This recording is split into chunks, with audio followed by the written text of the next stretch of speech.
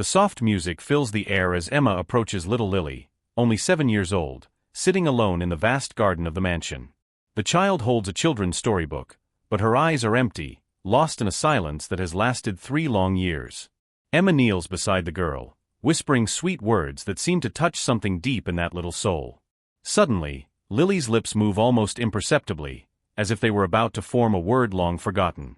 From the other side of the office window, Michael Harrison, one of the richest and most powerful men in the country, watches the scene with an expression that mixes disbelief and an emotion he thought he had lost forever. His hands tremble slightly as he holds the phone, about to make the most important call of his life. But how did we get to this moment that would change everything forever? 3 weeks earlier, Emma Rodriguez walked through downtown Chicago streets carrying a heavy bag full of resumes. At 28 years old, she had lost her job as a teacher at a public school due to budget cuts. Her mother, Maria, had been hospitalized at Cook County Hospital for 2 months, waiting for urgent heart surgery that would cost over $50,000. Emma had sold everything she owned, but she was still far short of the money needed. She stopped in front of the imposing gate of the Harrison mansion, looking at the newspaper ad seeking a nanny with experience and education in child development. The offered salary was exactly what she needed to pay for her mother's surgery. Emma took a deep breath, adjusted her simple but impeccable dress, and rang the golden doorbell. The housekeeper, Mrs. Margaret, a stern 60-year-old woman, opened the gate with a suspicious expression. She examined Emma from head to toe, noting the slightly worn shoes and the purse that had seen better days. "Mr. Michael is busy," she said coldly. "But I can tell you up front that he's very demanding. 16 nannies have come through here in the last 3 years. None of them could even make the girl smile." Emma felt a tightness in her heart upon hearing this information. Something about this child awakened a maternal curiosity in her that she couldn't explain. During her training, she always had a special talent for connecting with children facing emotional difficulties. She had studied nonverbal communication techniques and play therapy during her specialization, knowledge she learned by observing her own younger sister, who was born with mild autism. Michael Harrison appeared in the entrance hall wearing an impeccable Italian suit. At 42 years old, he carried on his shoulders the weight of a business empire and the burden of a personal tragedy that had transformed him into a cold and distant man. His blue eyes, which once were warm and full of life, now seemed like ice. He looked at Emma with the same interest he would give to a financial report. "5 minutes," he said, checking his gold watch. "Tell me why I should hire another nanny who will quit in the first week." Emma took a deep breath and spoke with a confidence she didn't know she possessed. "Because I'm not here just for the money, Mr. Harrison. I'm here because I believe every child deserves to be understood and loved, regardless of the circumstances that brought them to silence." Emma's response caught Michael by surprise. For a brief moment, he saw something in her brown eyes that reminded him of someone very special. But quickly he composed himself, returning to his mask of a ruthless businessman. "Lily hasn't spoken in 3 years," he said coldly. "She doesn't smile, doesn't play, barely eats. The best child psychologists in the country have given up on her. If you think you can make a difference where renowned professionals have failed, be my guest. But when you fail like all the others, don't say you weren't warned." Emma nodded with determination. "May I meet Lily now?" Michael hesitated for a moment, then nodded to Mrs. Margaret. "Take her to the girls' room. 5 minutes and the interview is over." Lily's room was any child's dream. Pink walls, a castle-shaped bed, hundreds of toys and books scattered around, all untouched. In the center of all this, a small and fragile girl sat in an armchair near the window, looking at the garden without really seeing anything. Her blonde hair fell like curtains around her face, hiding expressions that no one else could decipher anymore. Emma approached slowly, without making noise. She sat on the floor, at the girl's eye level, and simply stayed there in silence, respecting the girl's space. After a few minutes, Emma began to whisper a lullaby that her own mother sang when she was little. The melody was soft and melancholic, talking about stars that protect children during the night. For an almost imperceptible instant, Lily slightly turned her head toward Emma. Her blue eyes, so similar to her father's, rested on the new nanny's face for just a few seconds before returning to the window. But Emma had captured that moment of connection. She knew in that instant that there was something special about this child, something that was waiting to be awakened. "She heard me," Emma thought to herself. "She's listening to me." When Mrs. Margaret knocked on the door announcing that time was up, Emma got up slowly. Before leaving, she approached the table where Lily's books were and noticed something interesting. They were all organized by colors, not by titles. It was a pattern she recognized from her studies about children with special communication needs. Back in the office, Michael was signing documents without even looking at Emma. "Thank you for your time, Miss Rodriguez. Mrs. Margaret will escort you to the exit." But Emma didn't move. "Mr. Harrison, may I ask a question about Lily?" He sighed impatiently.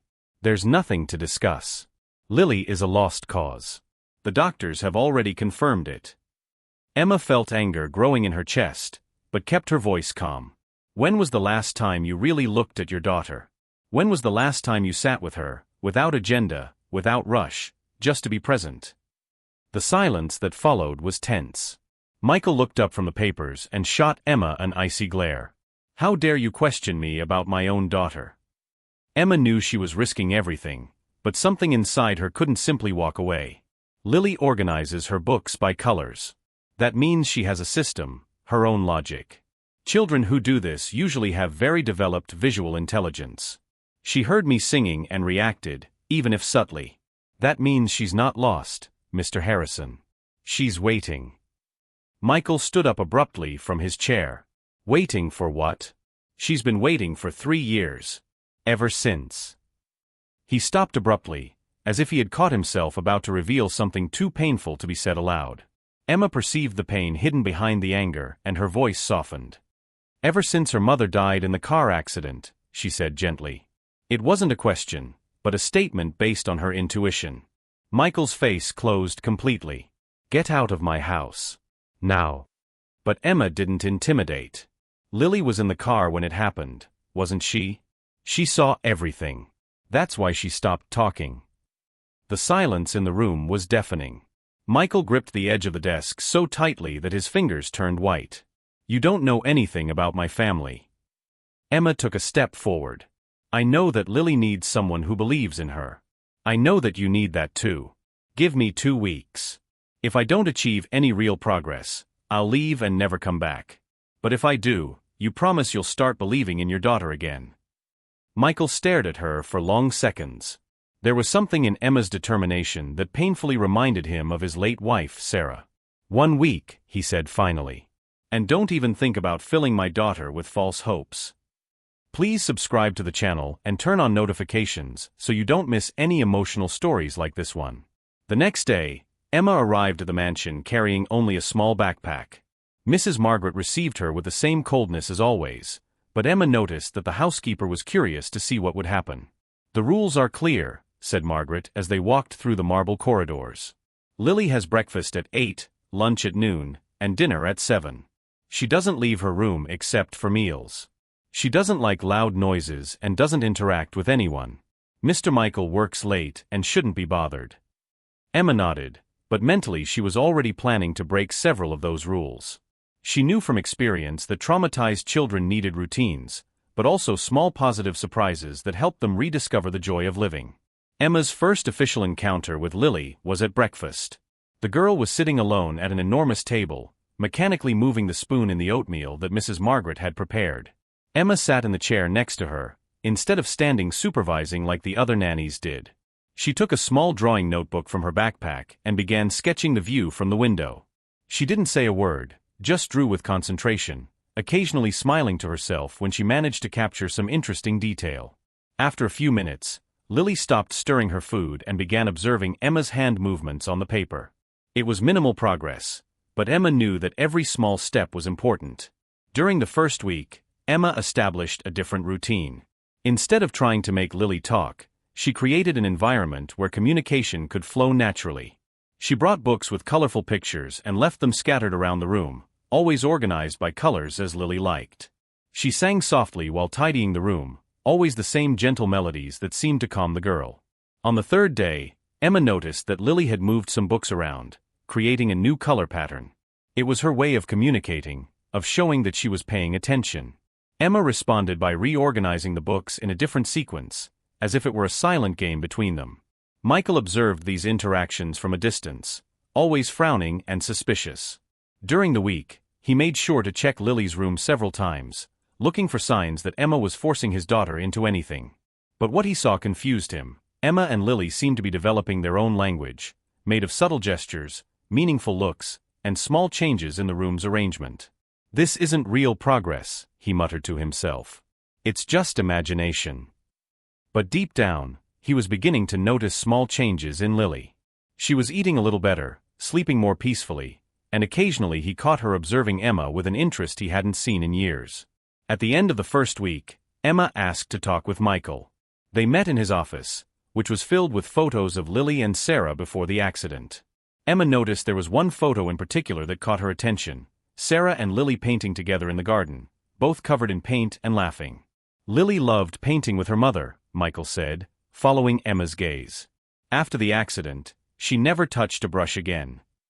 Emma nodded thoughtfully. Mr. Harrison, may I take Lily to the garden tomorrow? I think fresh air might do her good. Michael hesitated. Lily hasn't left the house in 3 years. She's afraid of cars, of noises, of anything that reminds her of the accident. Emma leaned forward. What if I promise we won't leave the garden? That we'll stay only in the most protected area, away from the street. Michael was silent for a long time, looking at the photo of his wife and daughter. Finally, he nodded. Only in the back garden. And I'll be watching from the window. The next day, Emma took Lily to the garden for the first time in years. The girl hesitated at the door, her eyes wide with fear and anxiety. Emma waited patiently, letting Lily decide her own pace. After a few minutes, the girl took a small step outside. The sun touched her pale face and she closed her eyes, as if rediscovering a sensation lost long ago. Emma sat on the grass and began making a crown of wildflowers. Lily approached slowly and sat beside her, watching Emma's delicate hand movements. From the office, Michael watched the scene with a heavy heart.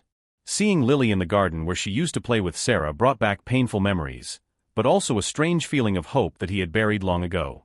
He remembered how Sarah always said that Lily was a special child, too sensitive for the world, but also brave enough to overcome any obstacle. Maybe Emma is right, he thought for the first time. Maybe Lily is just waiting. When he saw Emma offering the flower crown to Lily and the girl accepting it with an almost imperceptible smile, Michael felt tears forming in his eyes for the first time since his wife's funeral. Please like if you're enjoying this story of overcoming and hope. In the second week, Emma decided to intensify her efforts. She had noticed that Lily responded well to music and art, so she brought some simple painting materials. At first, Lily only watched Emma painting, but gradually began showing interest in the brushes and colors. Emma had an idea. She began painting a wordless story, using only images to tell the story of a girl who had lost her voice but found other ways to express herself. Lily watched fascinated as Emma painted a little girl, then a storm, then the same girl finding a garden full of colorful flowers. When Emma finished, she left a clean brush and some paints next to Lily. To Emma's surprise, Lily picked up the brush with trembling hands. Her first movements were hesitant, but gradually became more confident. She began painting next to Emma's story, adding details that revealed her own version of events. Lily painted the story's girl holding hands with a woman with brown hair and a gentle smile. Emma immediately recognized that the figure represented herself. It was the first time Lily had shown affection for anyone since the accident. She trusts me, Emma thought, feeling a mixture of joy and responsibility. Now I need to show her she can trust other people too. Michael continued observing the interactions between Emma and Lily with a mixture of skepticism and growing hope. He noticed that his daughter seemed more alive, more present than she had been in years. During dinner, Lily even ate all the food on her plate, something that hadn't happened in months. Mrs. Margaret had also noticed the changes. The girl is different, she commented to Michael. I can't explain how, but she seems less absent. Michael nodded, but still refused to admit that Emma was really making a difference. His life had been built on control and measurable results, and what was happening with Lily challenged everything he thought he knew about his own daughter. On the 10th day, Emma decided to take a bolder step. She brought a small guitar she had borrowed from a friend. Lily always reacted positively to music, and Emma wanted to see if she could awaken in her the desire to create sounds beyond visuals. She sat in the garden with Lily and began playing a simple, sweet melody. Lily approached the instrument with curiosity, gently touching the strings and observing how the sounds were formed. Emma showed her how to produce different notes by pressing the strings in specific places. To her surprise, Lily demonstrated a natural aptitude for music, producing simple but harmoniously beautiful melodies. It was then that something extraordinary happened. While Lily explored the sounds of the guitar, she began humming softly along with the music. They weren't clear words, just melodic sounds, but it was the first time in 3 years that Lily had produced any kind of voluntary vocal sound. Emma felt her heart race, but forced herself to remain calm so as not to frighten the girl. She continued playing softly, encouraging Lily to continue humming. The sounds gradually became clearer, more like a lullaby that Sarah used to sing to Lily before the accident. From the office, Michael heard the sounds coming from the garden and couldn't believe what he was hearing. He ran to the window and saw Lily humming softly while playing the guitar with Emma. His legs almost failed him when he recognized the melody. It was Sarah's favorite song, which she sang to Lily every night before sleep. Michael had to hold onto the windowsill to keep from falling. Tears flowed freely down his face as he heard his daughter's voice for the first time in 3 years. It was a miracle he had stopped expecting, a gift he thought he had lost forever. Emma realized this was the crucial moment. Lily had found her voice again through music, but now she needed to find the courage to use that voice with other people besides Emma. She stopped playing gently and whispered, "Lily, you sing very beautifully. Do you think your daddy would like to hear you sing too?" Lily immediately stopped humming and looked at Emma with frightened eyes. Emma understood she had touched a sensitive point. "Are you afraid that your daddy won't like your voice?"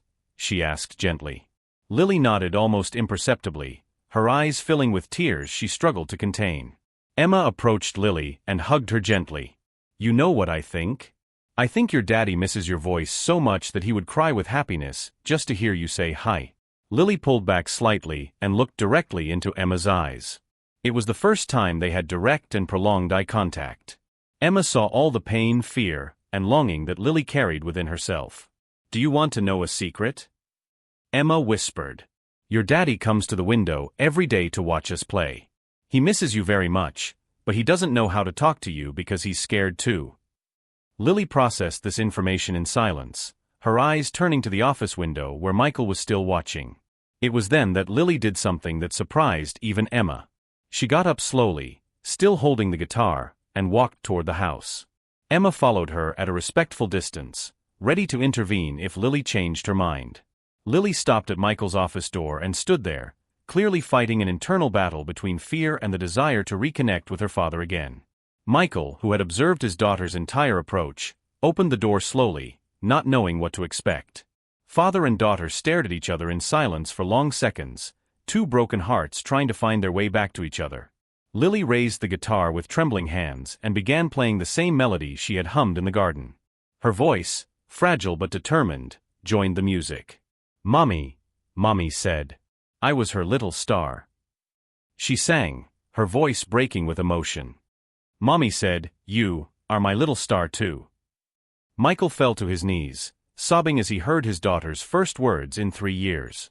They were words about Sarah, about love, about the connection that had never really been broken between father and daughter. Lily stopped singing and approached her father hesitantly. "Daddy, do you still love me?" she asked with a small, insecure voice. Michael wrapped her in his arms, crying like he hadn't cried since the day of the accident. "Lily, my love, I never stopped loving you. Not for a second.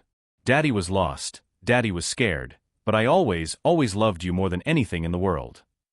Lily hugged her father with the strength that only a 7-year-old child can have.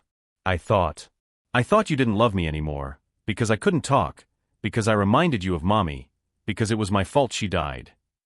Michael gently pulled Lily away to look into her eyes. "Lily, listen to Daddy. The accident wasn't anyone's fault. Mommy died because a very sad accident happened, but she died knowing you were the most precious thing in her life. And you are the most precious thing in my life too." Emma watched the reunion between father and daughter with tears in her eyes, feeling that her mission was finally accomplished. But she knew the work was far from over. Michael and Lily would need time to rebuild their relationship and process the accident's trauma together. She stepped away discreetly, giving space for father and daughter to have this private moment of reconnection. But before she could leave completely, Michael called her. "Emma," he said, his voice still choked with emotion. How did you manage it? How did you accomplish what renowned psychologists couldn't? Emma smiled gently. I didn't do anything special, Mr. Harrison. I just believed in Lily when everyone had given up on her. Sometimes, that's all a person needs, someone who believes in their potential. Comment below which was the most emotional moment in this story for you. Michael stood up, still holding Lily in his arms. Emma, I need to apologize. I was rude, suspicious, and unfair to you.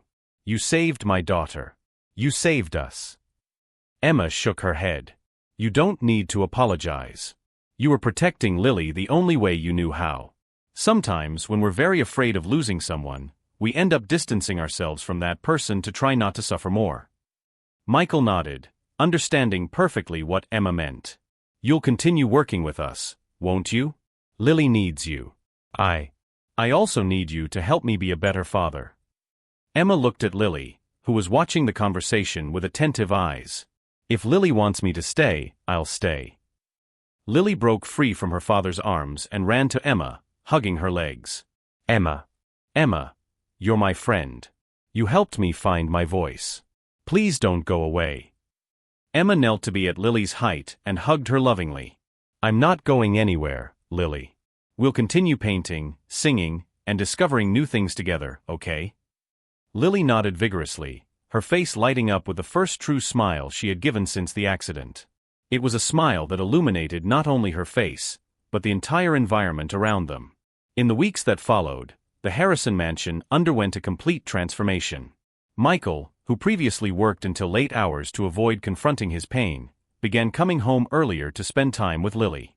They instituted a new routine. Every night after dinner, Michael, Lily, and Emma would gather in the garden to play music, paint, or simply talk.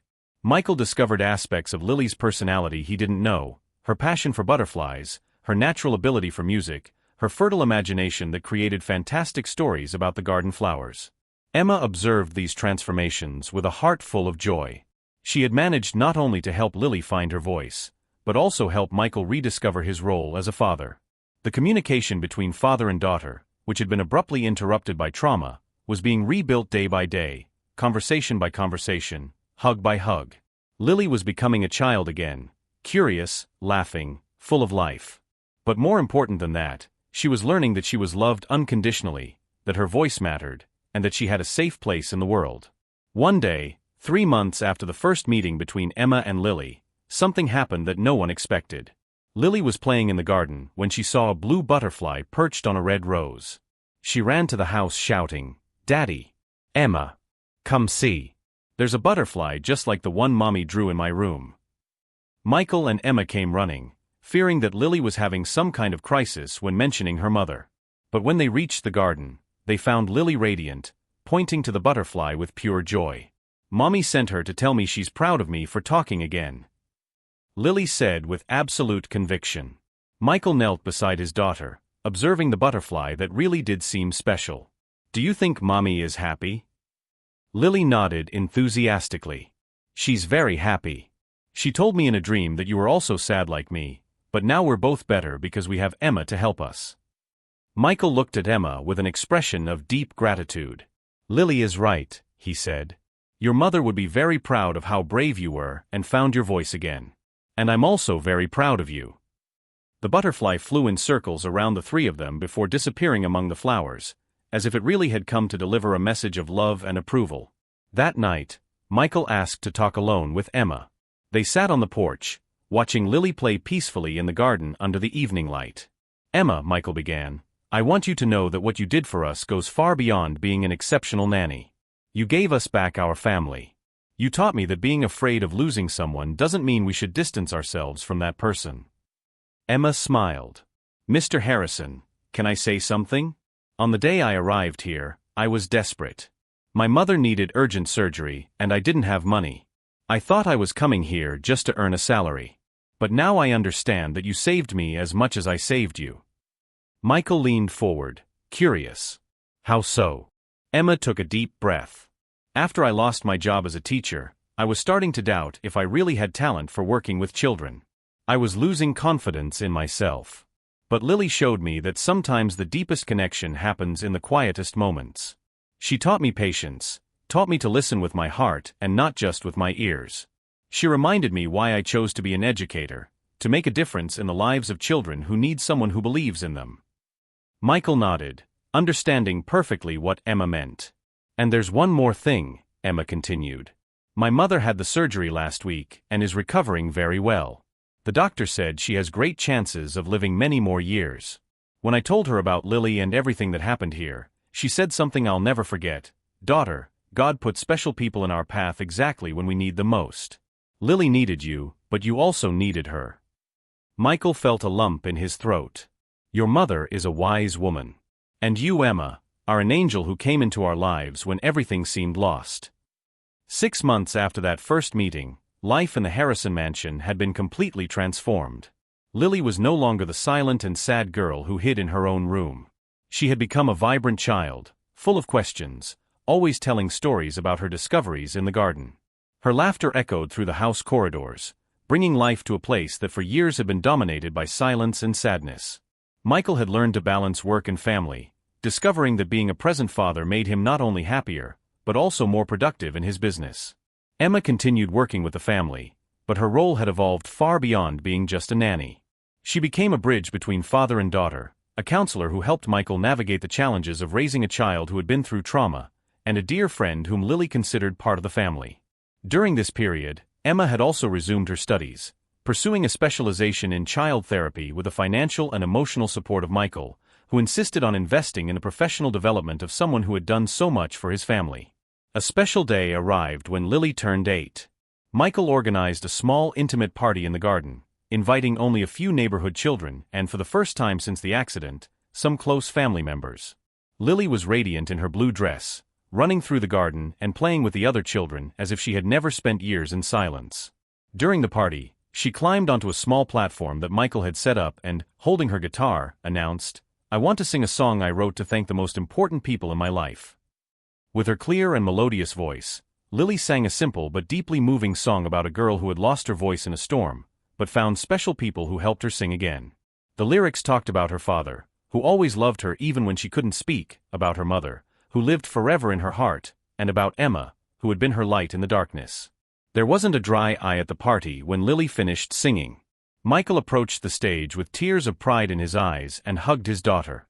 Lily, you are the bravest and most special child I know. Your mother would be so proud to see who you've become. After the party, when all the guests had left, Michael, Lily, and Emma sat in the garden under the stars. Lily was tired but happy, leaning against her father's shoulder while Emma organized the presents she had received. Emma, Lily said sleepily, will you stay with us forever?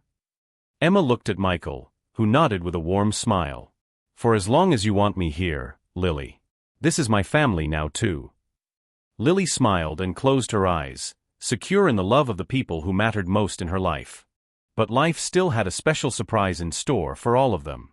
A few weeks after the party, Michael received an unexpected call. It was from the director of a very renowned school in the city, who had heard about Lily's story through mutual acquaintances. Mr. Harrison, said the director, we have an unusual proposal. We would like to invite Ms. Emma to give lectures at our school about nonverbal communication and innovative techniques in child education. Your daughter's case has become an inspiring example in the educational community. Michael was surprised but proud. I'll talk to Emma and give you an answer. When Michael told Emma about the invitation, she was initially hesitant. I don't know if I'm prepared to speak publicly about this. What happened with Lily was very personal, very special. Michael gently held Emma's hands.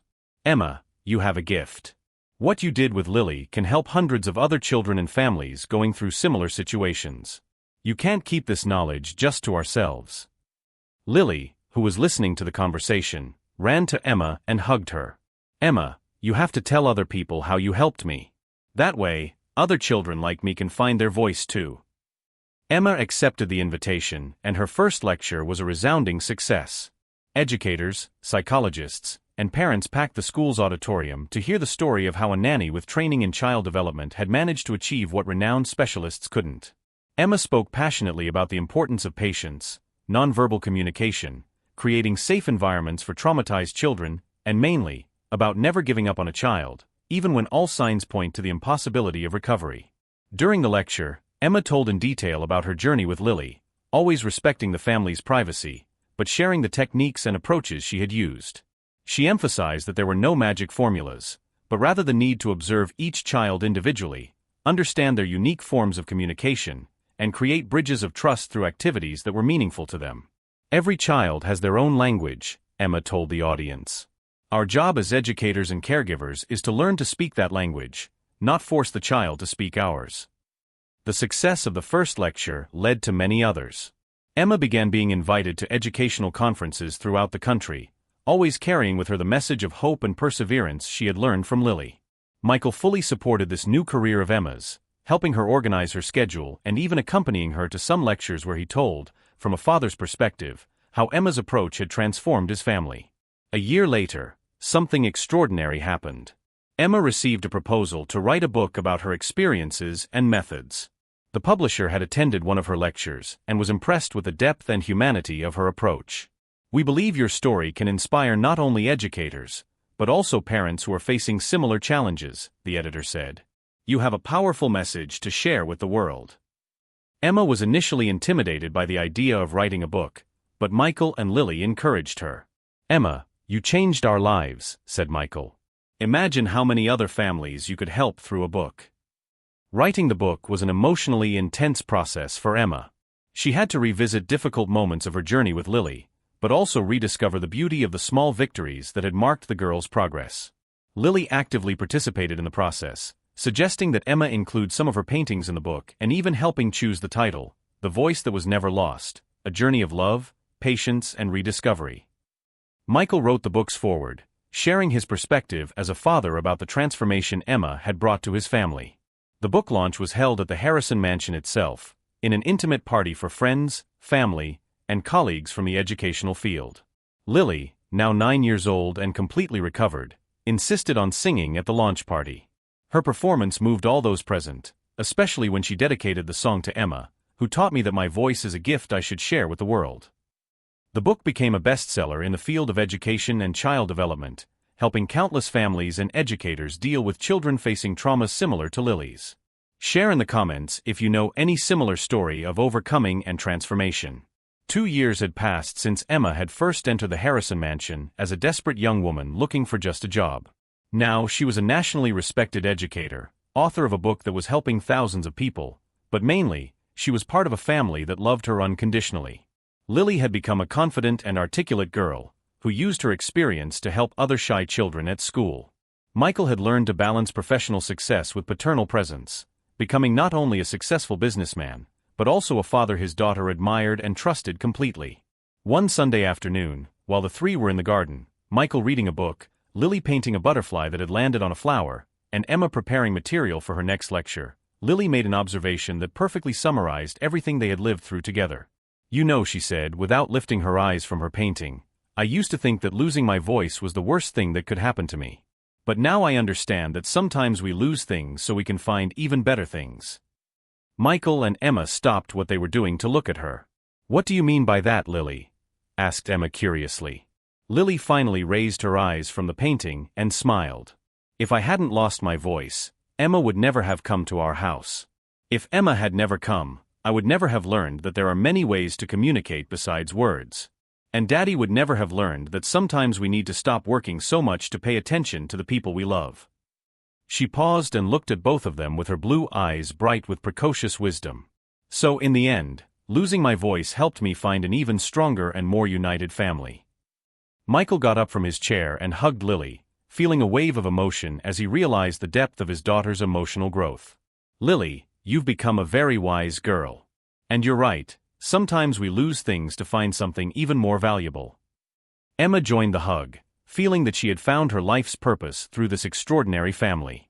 And I learned, Emma added, that when we follow our hearts and never give up on people we believe in, miracles really do happen. At that moment, a blue butterfly, just like the one Lily had seen months before, landed on the girl's shoulder. Lily smiled and whispered, "Hi, Mommy. Thank you for sending Emma to take care of us."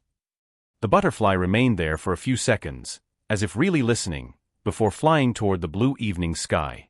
Michael, Lily, and Emma stayed there embracing, watching the butterfly disappear on the horizon, knowing they had built something precious together, a family based on love, understanding, and the unwavering belief that every person deserves a second chance. The story of Emma, Michael, and Lily spread far beyond the pages of the book or lectures in auditoriums. It became a symbol of hope for families facing similar challenges, proof that patient love and unwavering faith can overcome even the deepest traumas. Emma continued her work as an educator and speaker, always carrying with her the lessons she learned from a brave girl who taught the world that the most important voice we can have is the one that speaks directly from the heart. And so, in a mansion that was once dominated by silence and sadness, laughter, conversations, music, and mainly, words of love between people who learned that family isn't just about blood, but about choosing to love and care for each other unconditionally now echoed daily. Little Lily, who once lost her voice, had found much more than words. She had found a complete family and a future full of infinite possibilities. The true magic of the story wasn't in the fact that Lily had started speaking again, but in the profound transformation that happened to everyone involved. Michael learned that being vulnerable and present was more important than being powerful and distant. Emma discovered that her true vocation was helping families reconnect through love and understanding. And Lily understood that her voice was a precious gift that should be used to spread joy and hope throughout the world. Years later, when Lily became a successful young adult, she always told her story to inspire other people facing difficult times. She became a child psychologist, specializing in helping traumatized children, carrying forward the legacy of love and healing that Emma had planted in her life. Michael continued being a successful businessman, but never again allowed work to distance him from the people he loved. And Emma became one of the most respected educators in the country, always remembering that the greatest miracle we can perform is believing in a person's potential when everyone else has given up. The Harrison family's story became a testament to the power of unconditional love, the importance of never giving up on those we care about, and the incredible capacity human beings have to heal and grow even after the most devastating traumas. What started as a simple job search by a desperate young woman became a journey of transformation that touched not only 3 lives, but thousands of people who heard their story and found hope for their own struggles. Emma often reflected on that first day when she stood before the imposing gates of the Harrison mansion, scared and desperate, not knowing that she was about to embark on the most important mission of her life. She had come looking for a job to save her mother, but ended up saving herself and an entire family in the process. The lesson she learned, that sometimes the greatest gifts come disguised as the greatest challenges, became the central message of all her future work. Michael frequently told colleagues and friends that hiring Emma was the best business decision he had ever made, even though it had nothing to do with business and everything to do with love and family. He learned that true success wasn't measured only in dollars and achievements, but in the depth of relationships and the positive impact we have on the lives of those we love. And Lily, now a confident and articulate young woman, carried with her the wisdom that came from having faced silence and found her voice again. She knew that everyone has storms to weather, but also that there are always people willing to be the light that guides us back to safety. Her message to the world was simple but powerful: never give up on yourself, and never give up on those you love, because miracles happen when we least expect them but need them most. The butterfly that had appeared at crucial moments in their journey became a symbol for the family, a reminder that love transcends physical presence and that those we lose never truly leave us. Sarah's love continued to live on through the restored relationship between father and daughter, through the laughter that filled the house again, and through the knowledge that a love as pure as a mother's love can create bridges even between this world and the next. As the sun set on another peaceful day at the Harrison mansion, with Emma helping Lily with her college applications while Michael prepared dinner for the family, a tradition he had adopted after learning the importance of being present, the 3 reflected on how far they had come. From a house filled with silence and sorrow, they had built a home filled with love, laughter, and endless possibilities. Emma smiled as she watched Michael and Lily debating which university would be the best choice for Lily's psychology degree, seeing in them the strong, loving relationship she had helped rebuild. She knew that her greatest accomplishment wasn't the book she had written, the lecture she had given, or even the other children she had helped throughout her career. Her greatest accomplishment was sitting right there in front of her, a father and daughter who had found their way back to each other and learned that love, patience, and faith can overcome any obstacle. The story of the millionaire's daughter who hadn't spoken in years and the nanny who performed a miracle became more than just an inspiring tale. It became a beacon of hope for anyone who has ever felt lost, broken, or forgotten. It proved that sometimes the most ordinary people can do the most extraordinary things, and that love really does have the power to heal all wounds. If this story touched your heart, share in the comments what the most important lesson you took from it was. And if you know someone who needs to hear a message of hope and perseverance, don't hesitate to share this story.